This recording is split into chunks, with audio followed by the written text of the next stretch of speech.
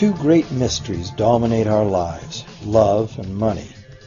What is love is a question that has been endlessly explored in stories, songs, books, movies, and television. But the same cannot be said about the question, what is money? It's not surprising that monetary theory hasn't inspired any blockbuster movies, but it was not even mentioned at the schools most of us attended. For most of us, the question, where does money come from, brings to mind a picture of the mint printing bills and stamping coins. Money, most of us believe, is created by the government. It's true, but only to a point. Those metal and paper symbols of value we usually think of as money are indeed produced by an agency of the federal government called the Mint. But the vast majority of money is not created by the Mint.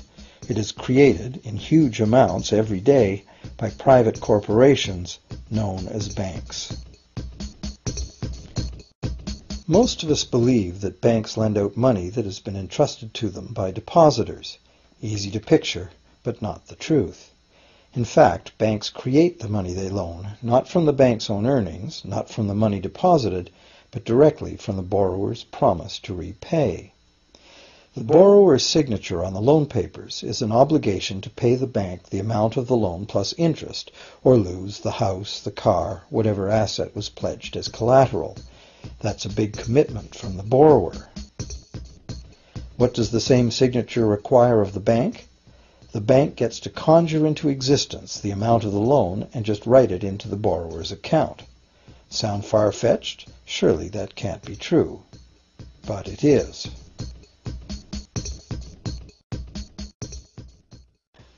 To demonstrate how this miracle of modern banking came about, consider this simple story, the goldsmith's tale.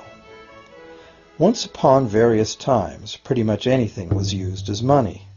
It just had to be portable, and enough people had to have faith that it could later be exchanged for things of real value, like food, clothing, and shelter. Shells, cocoa beans, pretty stones, even feathers have been used as money. Gold and silver were attractive, soft, and easy to work with, so some cultures became expert with these metals. Goldsmiths made trade much easier by casting coins, standardized units of these metals whose weight and purity was certified. Well, to protect his gold, the goldsmith needed a vault, and soon his fellow townsmen were knocking on his door, wanting to rent space to safeguard their own coins and valuables. Before long, the goldsmith was renting every shelf in the vault and earning a small income from his vault rental business. Years went by, and the goldsmith made an astute observation. Depositors rarely came in to remove their actual physical gold, and they never all came in at once. That was because the claim checks the goldsmith had written as receipts for the gold were being traded in the marketplace as if they were the gold itself. This paper money was far more convenient than heavy coins, and amounts could simply be written instead of laboriously counted one by one for each transaction. Meanwhile, the goldsmith had another business. He lent out his gold, charging interest. Well, as convenient claim check money came into acceptance, borrowers began asking for their loans in the form of these claim checks instead of the actual metal. As industry expanded, more and more people asked the goldsmith for loans. This gave the goldsmith an even better idea. He knew that very few of his depositors ever removed their actual gold, so the goldsmith figured he could easily get away with lending out claim checks against his depositors' gold, in addition to his own. As long as the loans were repaid, his depositors would be none the wiser and no worse off, and the goldsmith, now more banker than artisan, would make a far greater profit than he could by lending only his own gold.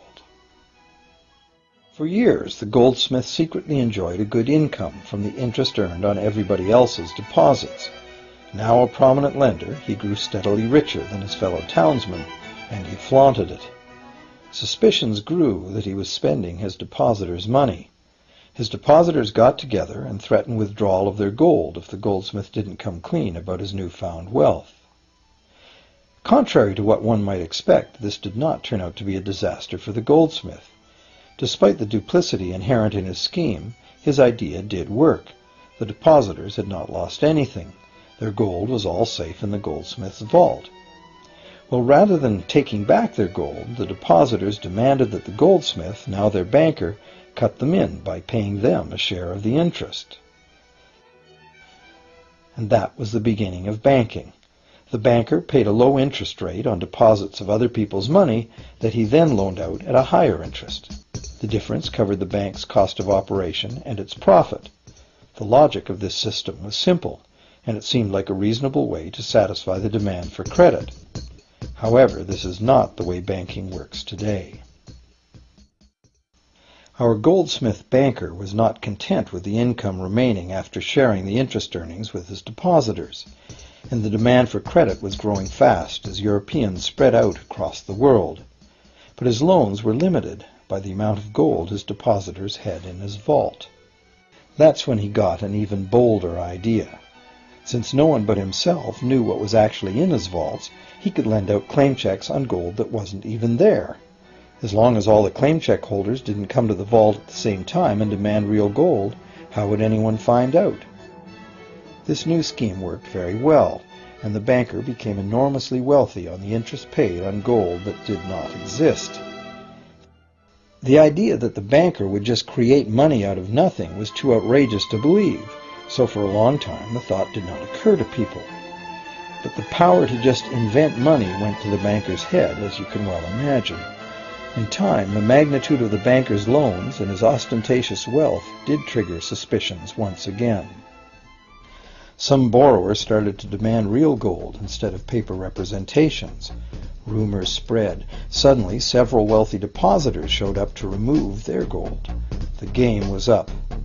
A sea of claim check holders flooded the street outside the closed doors of the bank. Alas, the banker did not have enough gold and silver to redeem all the paper he had put into their hands. This is called a run on the bank, and it is what every banker dreads. This phenomenon of a run on the bank ruined individual banks and, not surprisingly, damaged public confidence in all bankers. It would have been straightforward to outlaw the practice of creating money from nothing.